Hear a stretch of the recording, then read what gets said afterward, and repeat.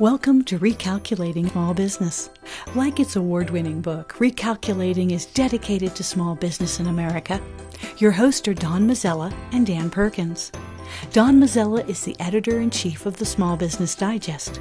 Dan Perkins is a registered investment advisor with 43 years' experience in managing money. Dan Perkins here, your co-host, along with Don Mazzella of Recalculating for Small Business. Our radio program is dedicated to you, helping the small business owners increase their profits. We draw our name from Recalculating, voted the best small business book of 2017 by the Independent Press. In this book, it features ways to grow your small business. Now, here's Don Mazzella. My co-host, Dan Perkins, is on assignment, but I'm really happy today to have Greg Warner joining us. He is an angry donor to charities. As a member of two charities, I'm anxious to hear what he has to say. So, Greg, welcome to the program. Thanks. Thank you so much for having me. Appreciate it. Well, first, Greg, tell us a little bit about yourself, background, and how you got to the point of being angry. Sure. And I'm not as angry as it might seem. I just feel that charities can do better, and I want to help them do better. So I love charities, actually. I love giving to charity, volunteering. It makes me feel good. But what happened was about 9 years ago, I was running a small marketing agency, and I felt like I was getting pelted with marketing from one of my favorite charities. And a lot of the marketing was just plain wasteful. In fact, one of the items that they were sending me, which was a newsletter, was all about something called a charitable gift annuity, which is only wise to offer to people really over about 60, 65, preferably 70 years old. And I was only 37 at the time. So using my donations to send me such a expensive kind of marketing effort, and I wondered how many other people my age or younger or older but not old enough were getting that kind of marketing. And it led me to call them, and I found out it was way too many. And I was incensed about the idea that the marketing would be sprayed all over the place and wasting donor dollars in that way. So I guess you could say that's the beginning of it. Since then, I've found a nice little tribe of people who are not all that happy about the way things are and the way they're marketed either. By the way, I agree. I'm getting stuff myself in direct mail. So charities are wasting a lot of money, not directing their appeals to the proper audiences. So what do you suggest they do? Well, there's quite a lot that they could do. But first, they really need to understand and look at their 80-20. This is the Pareto principle. Maybe you've heard it called that.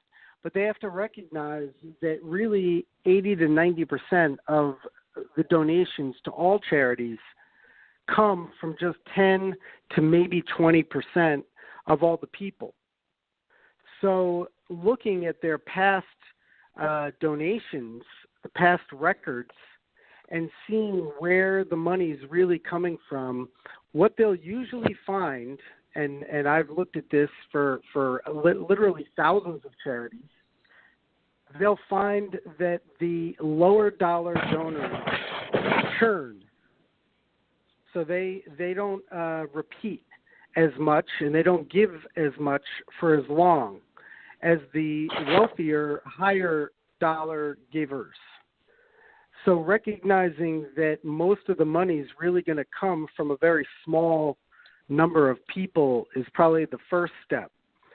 But then once you recognize that, then it's all about giving the wealthier and the larger givers a much better experience, rolling out the VIP red carpet, if you will, for them, giving them a first-class ride is what you need to do. And by doing so, you'll end up having wealthier people give you more money and also potentially leave a legacy gift to your charity. Well, that makes eminent sense. So I have a question later on, but go on from there. So you're okay, but how do you identify these givers and preferred givers from what they did in the past? But how do you go about doing that?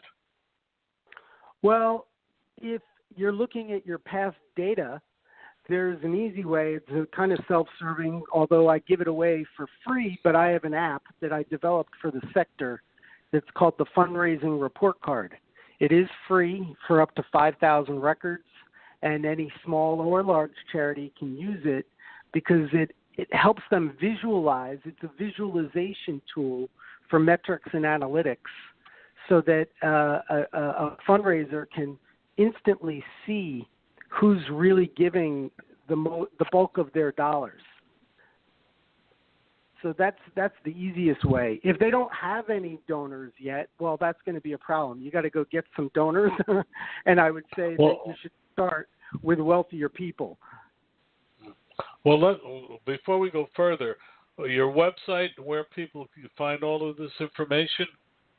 Mm-hmm. That's at www.imarketsmart.com. And they can Google the fundraising report card if they just want to check that out.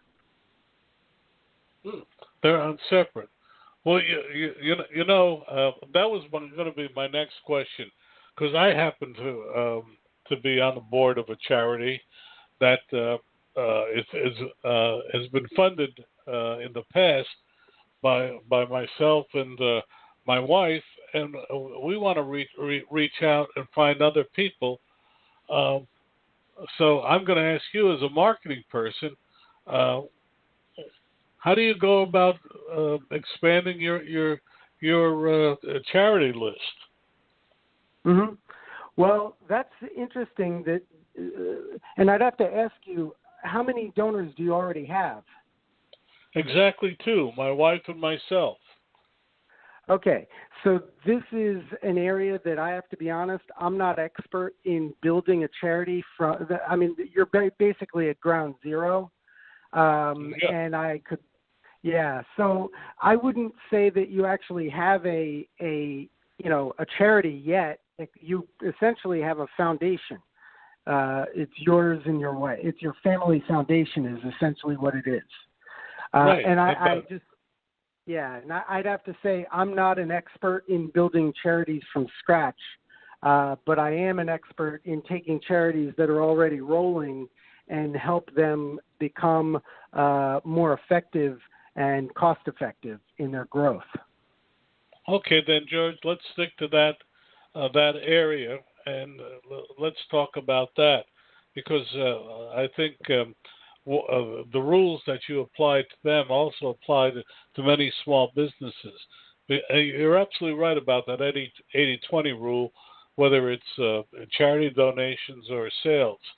But, so how do you go about let's say a charity has 5,000 names of people who have donated in the past. What do you go and do? Yep. So you take a look at your data, and if you're using the fundraising report card, which, by the way, you do everything the report card does by yourself. It's just it'll take some time. But you want to find out who are your biggest donors for the past couple of years. Where's that money coming from? In other words, who's been repeating their donations? So who are the most loyal donors giving the most amounts, right? And then you take that and you give those people an absolute first-class experience. Now, you also might want to look at people who lapsed, people who gave last year but didn't give the next year. Those people you probably want to go back to and ask them why.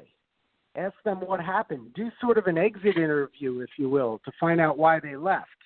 But the people who are still giving are going to be the ones where you're going to be, especially the ones giving the most, are going to be your best bet, and you've got to give them a super first-class experience. Here's an example. There's a charity that I give to that my daughter participates in while she's in college. That charity sends me, the fundraisers there send me pictures of my daughter involving herself with the charity and doing good. It's the happiest thing that ever happens when a parent like me gets a photo with a nice note showing me what my daughter's doing for the charity. It just makes my heart. So how can I not give to help also, right? So that's just a little thing that they do that's a first-class experience for me to make me feel good, which inspires me to give again, and give more. That's good advice. So you're in effect saying customize the appeal and try to find something that some item that appeals directly to them and involving the family, etc. Am I hearing you correctly? Exactly. It's kind of like first class on an airplane. If you want someone to fly first class again, you don't treat them like everybody else and give them a tiny seat. When they walk on the airplane, you find out their name and you start addressing them directly by name. If you were wise and you knew that they had just come from a connecting flight from Hawaii and they might be tired, you'd be wise to say, I understand you're coming from a connecting flight and you must be tired. Can I help you? Can I give you slippers? Can I help you go to sleep? You know what I mean? This is the Disney experience is what I call it. And unfortunately, nonprofits have financial constraints. They can't give that kind of experience to every single donor. They might be able to a certain degree, give people a better experience thanks to technology, but technology even in and of itself is expensive. So I'm saying that the fastest way to generate the most dollars most efficiently is to look at that 80-20, find the small number of people who have the deepest pockets and care the most and are most loyal, and roll out that red carpet and really, really take care of them. You know, we have a friend who took over a moribund Habitat for Humanity's group in New Jersey, and in 2 years reinvigorated to the point where they were doing 3 houses where before they could barely get one done, and an endowment, etc. And I know from my talking with her and watching her work that she practiced that. She identified people. She went out and we use the expression schmooze them into not only donating supplies, but participating. Do you also urge people to encourage donors to become active members of the charity? Yes, without a doubt.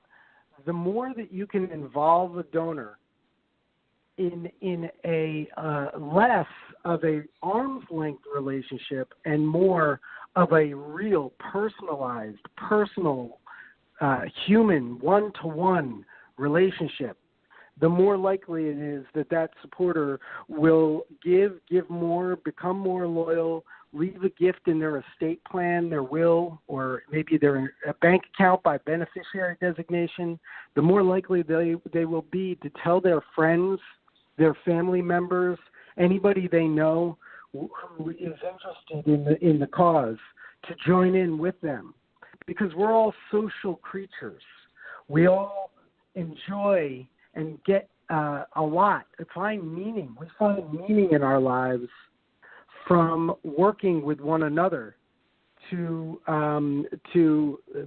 make something happen, to find purpose. It's really pretty simple when you think about it like that. But Greg, we're talking with Greg Warren.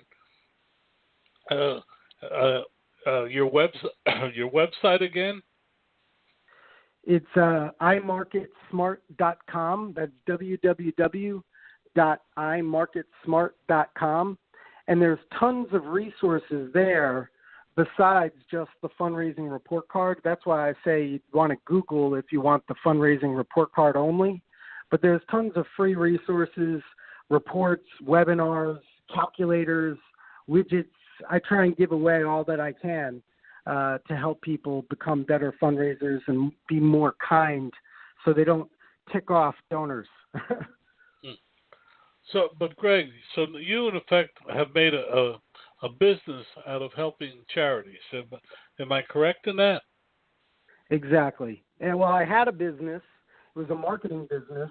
It was all about helping generate sales leads and cultivating sales leads for businesses that sold, big products and services, highly considered sales, you would say. And I recognized that charities needed to use the same kind of system in order to take care of their best donors in the same way that businesses take care of their best customers. So in the couple of minutes left, you in effect changed the direction of your company. How did you go about making that correction? How did you get customers to get known as the expert in this field? Well, fortunately, when I first called up the charity that got me angry, I found a wonderful person who listened, and we collaborated, and I offered her my services for free so that I could help them generate revenue at cheaper cost. Once we did that, we got referred to another similar charity, similar to them, right away, and then another and another. And most of our business has come from referrals. So after about almost 3 years of that, I finally told my wife that I thought we would be happier and we could still make a living if I were to completely shed my business of the private sector clients and only help charities. So we did that in 2011 and have now built lots of apps and software to help with our strategies, and we sell that to the customers as well. But most of what I do actually, and most of our customers are free. You know, we give away as much as we can to as many nonprofits, and then some of them migrate over to buy the high-end aspects of what we do. What I'm really interested in and found fascinating is the fact that you were able to pivot your business like that and turn something that you really feel passionate about into a business. And I gather you feel passionate about it. Oh, yeah. Yeah, I mean, I think I would not have been able to weather the storm that came with making that pivot. It was not easy.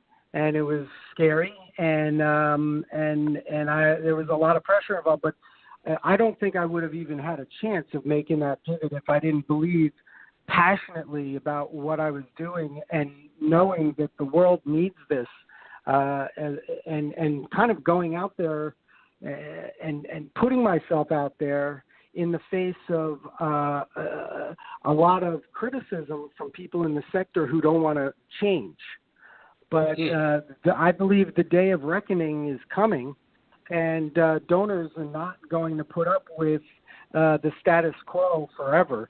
They want to be treated respectfully, and they want their beloved charities to be more efficient and cost-effective. So whether they like what I have to say or not, and by the way, the people who do like it and are coming on board is growing at a rapid pace now. So I think the steamroller is coming, and the snowball is rolling downhill now, thankfully.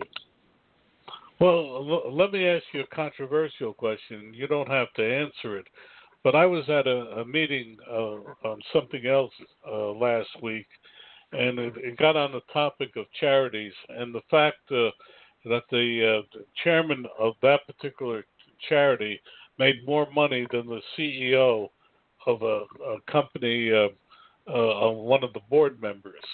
And he was appalled at that. And then he found out that the workers themselves were actually making less average than normal. And that seems to be a trend. Do you ever get pushback on that issue? Well, there's a lot of different ways that you can look at that. And I will, let me tell you this. There is a deficit of leadership in the charitable sector, number one. There are not enough strong, visionary, creative leaders in the charitable sector, period. Number two, if you want a really strong, passionate, creative, inventive, innovative leader to run your beloved charity, you darn well better be willing to pay that person, because they're probably someone that good is not going to do it out of just for charity, unless that board member that's grumpy about this. I would say, why doesn't she run the organization for free and just volunteer? So I'm always a little, concerned and confused about people who become indignant about how much people earn. I think people earn in relation to the value that they deliver. And if that's not true, then as a board member, she needs to put the power to that person and ask them, well, hold on, you're overpaid in relation to the value you're delivering. But if that CEO of that charity is doing great things and turned around a charity and helping, just for example, build homes or cure illnesses or feed the hungry, then I really don't have any problem with paying that person. Here's my final word on it, and it's not from my speeches or anything, but it's from a man named Dan Pallotta. Is he said that somehow we think that the bake sale that only generates $50 is good, while the charity that generates $50 million, especially if their CEO is paid a lot of money, is somehow not good. And I think that needs to change, because the bake sale generating $50 is really not doing much. So I don't believe in the Puritan aspect of deciding what somebody should get paid. Great answer, Greg. Great answer. Again, like I say, it came up. We're talking with Greg Warner. Greg, your website again, because unfortunately we're run out of time, but you've done a terrific job. So your website again, and how people can reach you? Sure. It's iMarketSmart. That's the letter I, marketsmart.com. Thank you. Thanks for having me. No, Greg, thank you. It's been a wonderful time together. A link to your website will be on recalculating.biz tonight, where you can hear this and every other past and future Recalculating program. And you can tell us if you have someone you'd like to hear on our program. Greg Warner, again, thank you so much for being with us. My pleasure. Thanks for having me. Want to know more about health savings accounts for your company or yourself? Go to 2hsa.com and get a free employer's primer. Health savings accounts are a cost-effective way of offering health care benefits to your employees and yourself. HSAs build retirement funds for your employees, improve morale, and reduce your health care benefit cost. For a free employer guide to HSAs, go to 2hsa.com. That's 2hsa.com. Marcus Lemonis, J.D. Powers, and John Scully, and 100 other presidents and experts contributed to Recalculating the book. Why did all these people agree to contribute to the book? I'm Don Mazzella, and I'm the editorial director of Small Business Digest.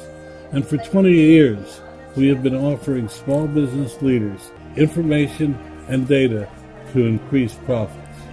Recalculating the book was named the best small business book by the Independent Press Association. Whether you need help with marketing, staffing, finance, operations, technology, or many other subjects, they're all here in Recalculating the Book. They're now available at Amazon at a reduced cost. We've also created the radio program Recalculating on recalculating.biz. Dan Perkins here with your Recalculating.biz small business tip of the day. So you're thinking about starting a new business. How much money will you need? Sometimes starting a small business can be overwhelming. Can you afford to start your business? Do you even know how much money it will take? So here's your Recalculating small business tip of the day. Before you start your business, you need to figure out what it will cost you to run your household. How much money will you need to pay your current expenses? If you don't have a formal budget, then start one. Look in your checkbook for the last 2 years and see how much you spent. But just as important, where did you spend it? Next, see what can go. Can you reduce your out-of-pocket expense?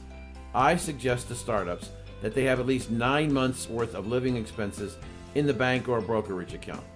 Knowing you've got the money to live is one less thing to worry about. This has been your Recalculating Small Business Tip of the Day. I'm Dan Perkins. Dan Perkins here from Recalculating.biz with your featured book.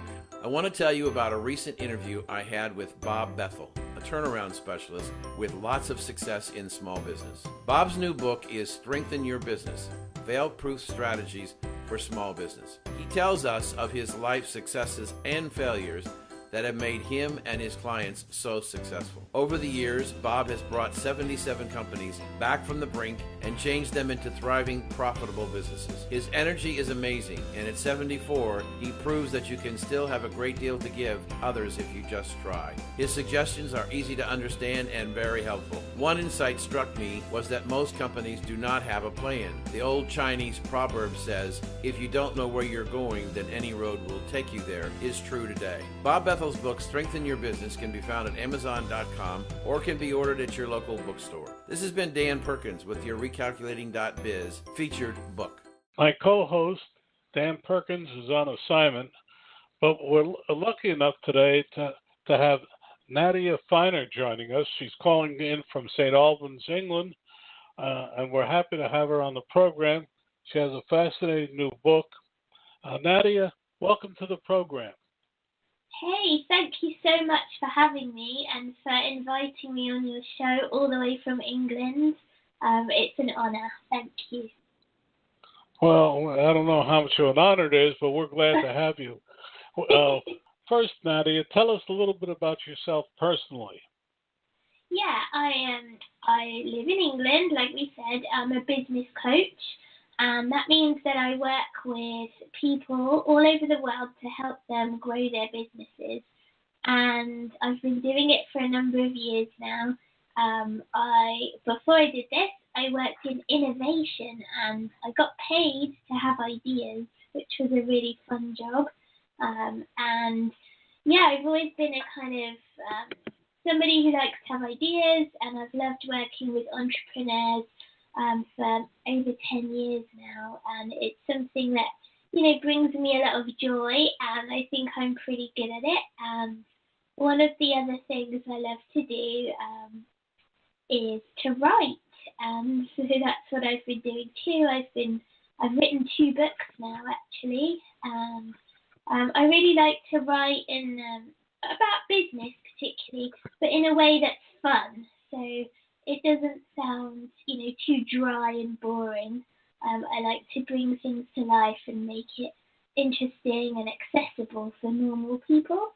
So yeah, that's a little bit about me. And really, I'm married and have a husband called Robin and a son called Jacob, who's 10, and a little dog called Bobby. And in the book you find out a little bit about them. Particularly the challenges of working from home when you have a small person and a dog hanging around. So yeah, that's a bit about me. Well, I love the name of your book, Little Me, Big Business. We always say people think of themselves as a small company when they talk about my company. and then they think it's a big company when they talk about it and calls it the company. But tell me a little bit. What made you decide to write the book? Well, the inspiration behind the book was I felt that we've all got so much potential to go big in our businesses, and yet when you work by yourself, particularly from home, it's really challenging sometimes to see how you can grow. When you don't have much time because it's just you, if you're selling your time for money, then how can you possibly scale up? And I kind of got fed up seeing people who were struggling to grow their businesses when, in fact, there's some simple things you can do to unleash the bigness in your business, really. And as somebody who knows what it's like to kind of play small at life and in business, I feel really strongly now that I've managed to overcome my personal demons that I want to help other people to do the same and show them that it is possible to have a business that works around your life, where you're not required to hustle 24/7. You can still have a family and hobbies and downtime, but if you use some smart strategies, you can scale your business and make it help, scale it up so that it has a bigger impact and makes more money. Just by being a little bit smart about it. So I felt very strongly that I wanted to help people to do that too. And that was the inspiration behind the book. So let me repeat it back to you so I understand it. What you're in effect saying that as a small business, you tend to look in your immediate surroundings and not really look at the bigger picture and the bigger opportunities. Would that be a summation of what you're saying? Yeah, one of the things people often do actually is they focus on the local market, and it's pretty easy these days to go global. I talk about going global in your pajamas. If you extend your view and start thinking about your ideal clients and wherever they might live in the world, suddenly you open up all kinds of opportunities and you're not limited by where you happen to live. This is often an issue if people feel like their ideal clients don't live near them, or where they're perhaps not in the right area, or they're not interested in what they're selling. But in fact, there are people out there who will be interested. They just are not local to you. So that's one of the things I help my people with, is finding their ideal clients. But it's just about how sensible things you can do in your business. So how you package things up, how you create recurring revenue, for example, in your business, so that you're not just selling your time for money and then finding that actually you're maxed out. You can't sell any more time because you haven't got any more. So, it's sensible strategies that you can use to scale up and to grow your business so you can make more money. But I think the other important thing is looking at the mindset side of things. Personally speaking, had to overcome a lot of insecurities and doubts in my own life before I was able to scale my business and grow it into the success that it is today. So that's one of the big topics of the book, is how to overcome your fears and embrace your insecurities. Again, we're talking with Nadia Finer. Her book is called Little Me, Big Business. Again, I love the title. Do you have your own website? Or I know you can get it on Amazon, but do you have your own website? Yeah, I do. My website is nadiafiner.com, and you can read all about me there. You can get in touch through the site, but if you'd like to have a look at the book and try it out, you can download a free chapter, actually. if you head to nadiafiner.com/chapter. Well, this is radio. Can you spell out your website? Yeah, it's Nadia, Nadia, Finer, FINER.com. Okay, now let's get down to the heart of your book. What are the three? Give us an example of how a smaller business should be looking wider and more globally. Yeah, so I always take an example of, say, you are a reflexologist. I met a reflexologist actually at a party, and her business was exactly the kind of business that I like to help. So she had local clients. She was seeing them one at a time for an hour at a time, and she works part-time around her family. So she really only had a few hours a day when she could work with clients.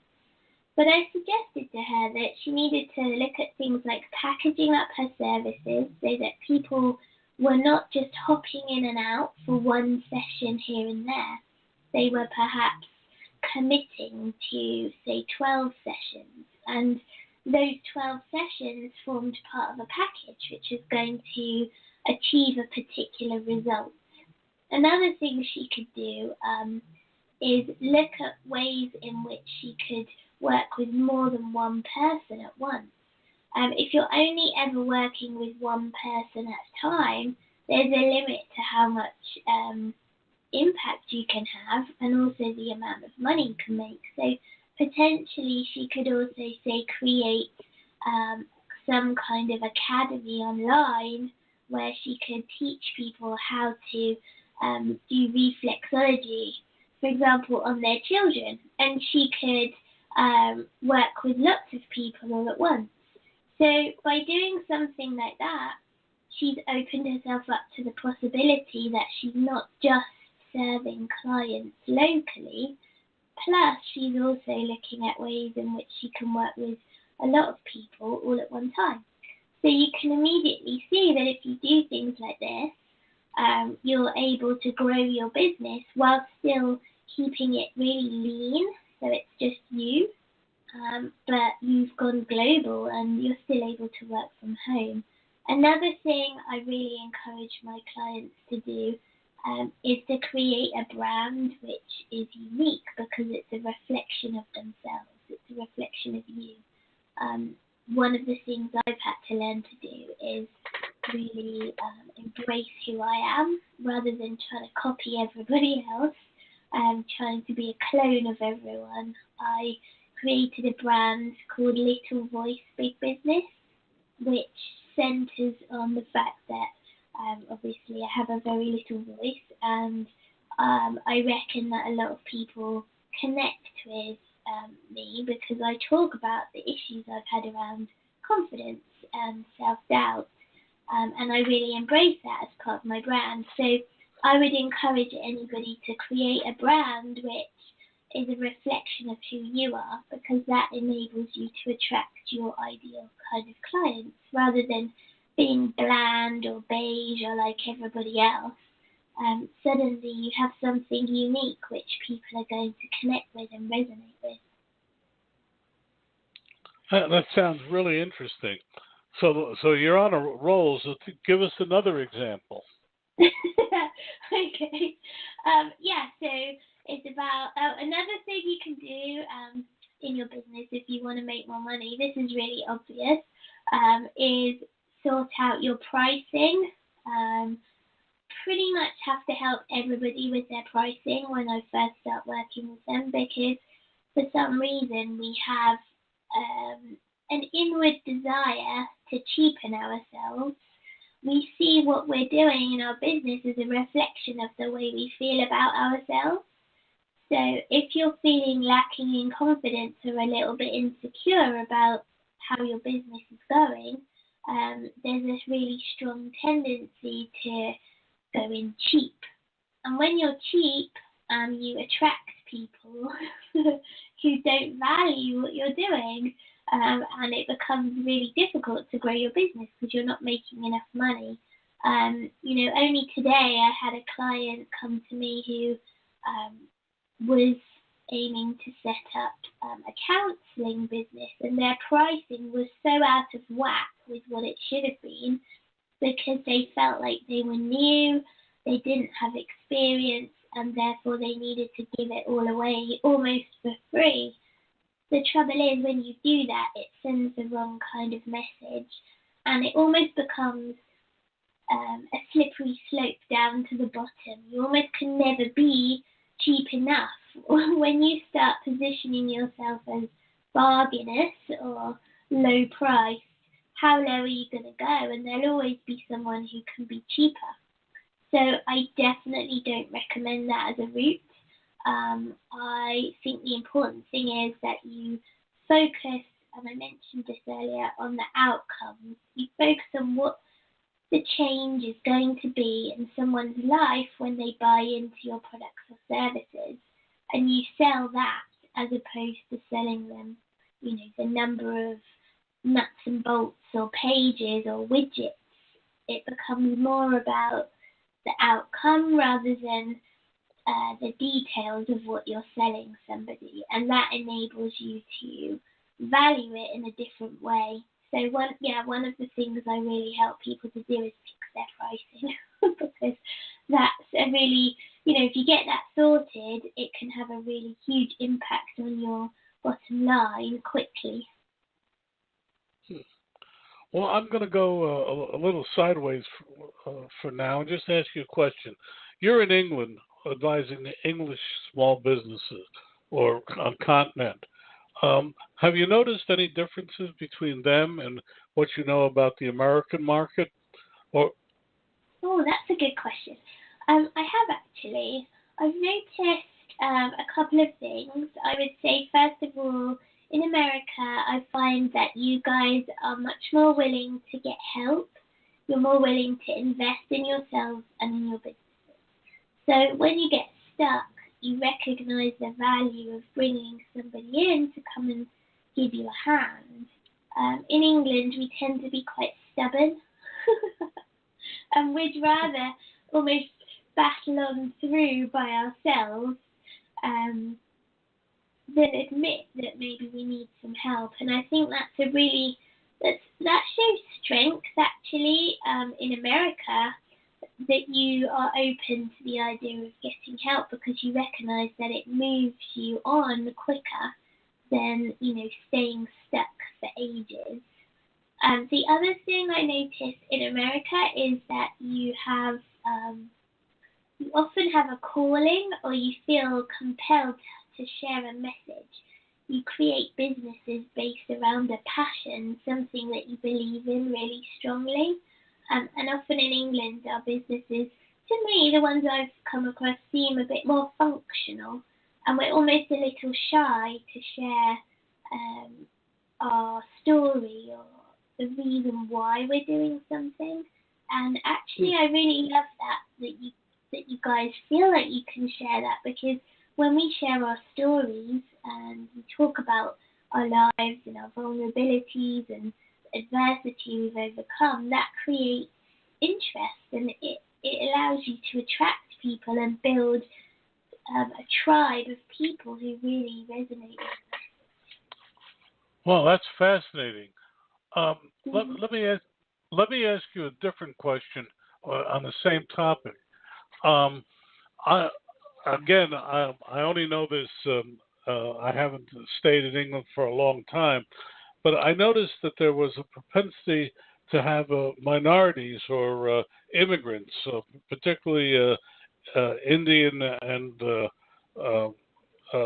other minorities, opening businesses more and more in England, and now here in America. Do you see any differences or in the way they operate than Native Englishmen and Native Americans? Not really. I tend to work with people from all over the world, from all different backgrounds, and I haven't really noticed a particular difference in that respect. I think sometimes there's potentially more on the line.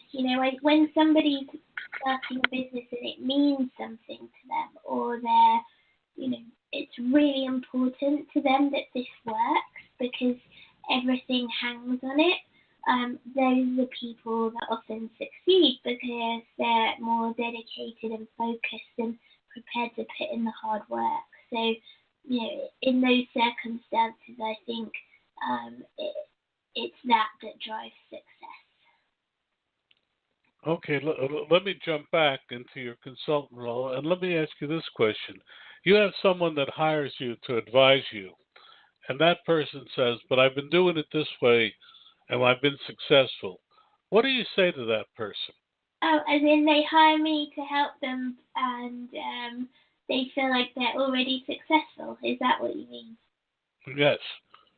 Oh, well I think there's always potential to do better.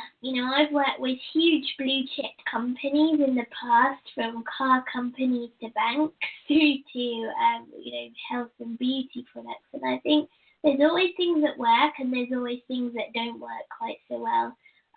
So whatever level you're at, however big the business, however much profit it's generating, I think people recognize there's always scope for more. And business owners are driven by the desire for growth. So no matter what you've done, we need to look at what's gone well and what hasn't gone so well so that we can improve on it. And I don't think many people would just sit back and rest on their laurels and go, oh, well, that's good. I'm going to go on holiday now and just laze around. Well, we only have a few minutes left, unfortunately. This is fascinating. In your experience, what are the 2 or 3 things that spell success for a small business, in your opinion? My favorite businesses are ones that I, when I spot them and I think, aha, you're onto something. For me, it often comes down to the founder having a really strong personality, a really strong sense of who they are. I'm not saying that they need to be kind of uber confident or loud or anything like that, but they need to have something about them, something that you would stand out in a room of people. People like that who have a warmth about them, where people are drawn to them or they want to hang out with them. Often they're going to be successful. You can tell. There's just something charisma, maybe it comes down to charisma, something about them that makes you want to be associated with them. And business is about relationships, isn't it? So if the person, the owner of a business, the key persona within a business has that charisma, I feel like that's really crucial. The other thing is there needs to be a need that you're fulfilling with a product. There's a danger sometimes, particularly if a business is created out of a desire to impart a message, that's great, but it does need to fulfill a need. Successful businesses solve a problem. They fulfill a desire within people. And if that isn't the case, if you don't know who it's helping, and you haven't really sussed out clearly who you're going to be working with and how it's going to sort them out, then it becomes quite difficult, I feel, to grow a business because it just feels like you're floating along, and no one's really going to be knocking your door down to get hold of your product or service. So, yeah, 2 things there for me are key. Having a person at the centre of the business with a really warm or strong or engaging or charismatic personality, and second of all, fulfilling a need in a desire within a specific type of group of people with your product or service. Those 2 things are crucial. Well, we're talking with Nadia Finer. Her book is called Little Me, Big Business. Nadia, we have just a couple of minutes left. Well, what are the 2 or 3 things you tell your clients to avoid as a small business?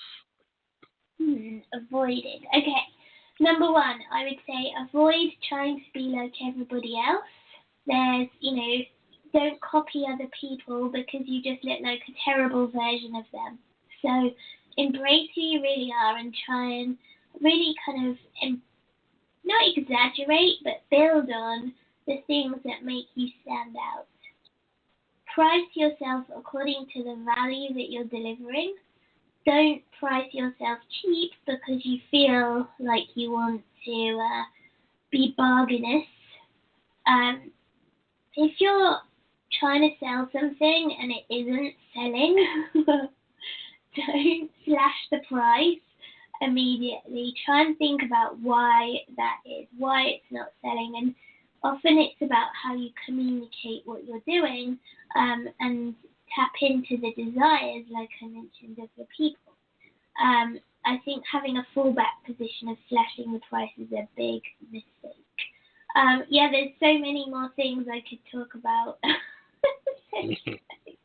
But there's a lot of things that people can do to grow their businesses. But those are just a couple of the things. I think the other thing as well is if you're living near people who are not interested in what you're doing, look at how you can identify who your ideal clients are, no matter where they live, and how you can reach them. Doesn't necessarily need to involve, being in a room with people up the road. It can be, we can look to use technology to enable you to scale beyond your local area. Well, unfortunately, we've come to the end of our time together, Nadia. We're talking with Nadia Finer. Her book is called Little Me, Big Business. A link to her website, NadiaFiner.com, will be on recalculating.biz tonight, where you can hear this and every other past and future Recalculating program. And you can tell us if there's any guests you'd like to hear. Nadia, thank you so much for joining us. Thank you for having me. It's been really fun. It's been fun, but more importantly, it's been illuminating for us. Thank you. Thank you. Dan Perkins here from Recalculating.biz with your small business tip of the day. Will this be your summer to rediscover the red, white, and blue of America? American small business is back and growing again.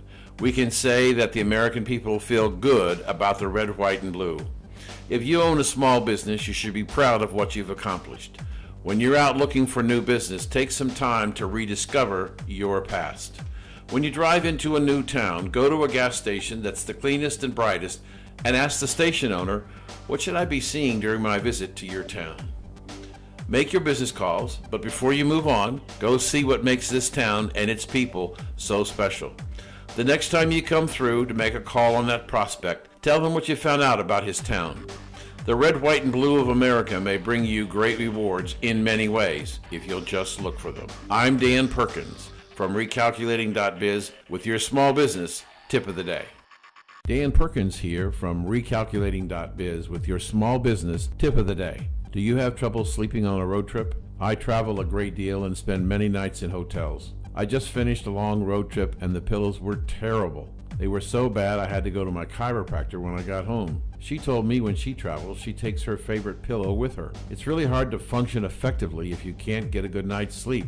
And if you put several sleepless nights together, you could be at serious risk, especially if you're driving a car. So here's your Recalculating.biz tip of the day. How do you find the right pillow? Start with the one you have at home. If you like it, then go buy one and make it your travel pillow. If you find one at a hotel, then write down as much information as you can on the tags. Look for travel pillows. These are smaller versions of larger ones, and they might work for you. If you're going to take a pillow, put it in a bright pillowcase. That way it will stand out and you won't forget to take it home. For Recalculating.biz, this has been Dan Perkins with your tip of the day. Tell me, Dan, tell me about your latest book. My current book that's coming out, I should say, is Why Can't Grammy Remember Me? And it's really the first book written for children between the ages of 9 and 12 and their families dealing with dementia. Dementia is a growing problem with the elderly in the United States and around the world. And we are not very well informed about what's going on, what's happening. So I wrote this book in the form of a mystery. And they have two little girls, 9 and 12, who have a magical power to seem to be able to find things that are lost.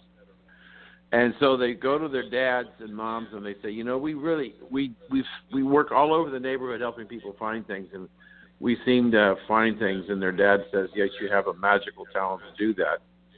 And they said, we'd like to start a business to see if we can help other people. So they decided to start a business. The two girls' names are Hudson and Charlotte. And they start H&C's Lost and Found. If you've lost it, we find it.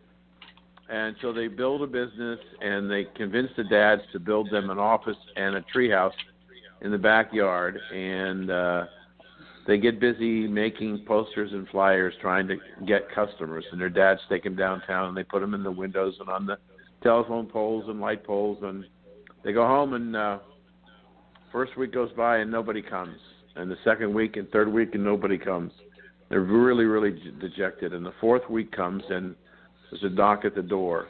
And they walk over and open the door, and there's a young man standing there with one of their flyers in his hands. And he says to them, my dad says the reason why my Grammy can't remember me is because she's lost her memory. And your flyer says you find things that are lost. Can you find my Grammy's memory? Well, they don't know anything about memory.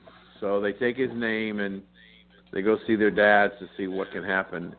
And the story evolves into how they learn about what dementia is and what's going on in the body when somebody has dementia. And then they decide, while they can't find their customer's memory, they can help him build the tools to retain her in his memory.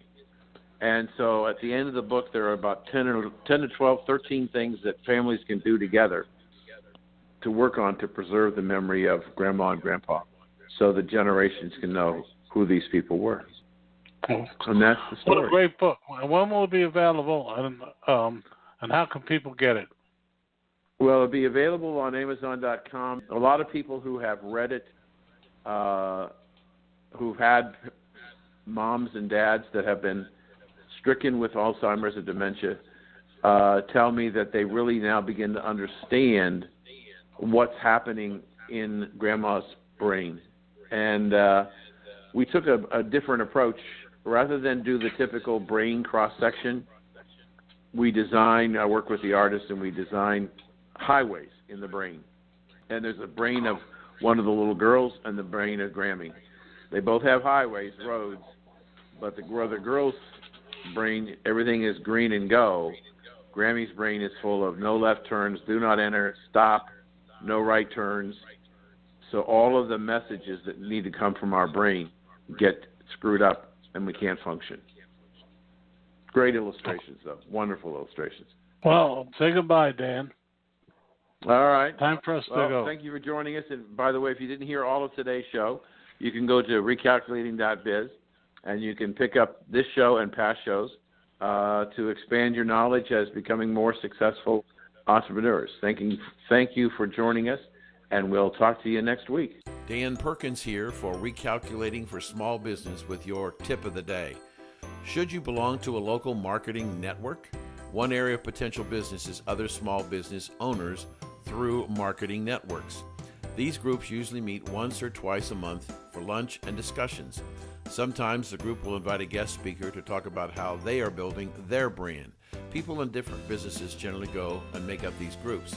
If you have a computer problem, perhaps one of the members of your group can fix your problem, or at least tell you about somebody they've used to fix their problems. Sometimes members of your group can use your product or services. So here's your Recalculating for Small Business tip of the day. Reach out and ask your fellow business friends if they belong to a marketing group. And if they do, tell them you'd like to go. Shop around and find a group or two that you like. You'll make new friends and maybe find new customers. This is Dan Perkins with your Recalculating Small Business tip of the day. Thank you for joining us on Recalculating. We hope the information you received on today's episode was helpful to you in starting and growing your business. Please go to our website, recalculating.biz, to contact us, to listen to past shows, and see special offers. Until next time, remember, If you grow, we grow. Join us next week for more helpful ideas to make your business a great success. Recalculating, a program designed to help you be successful.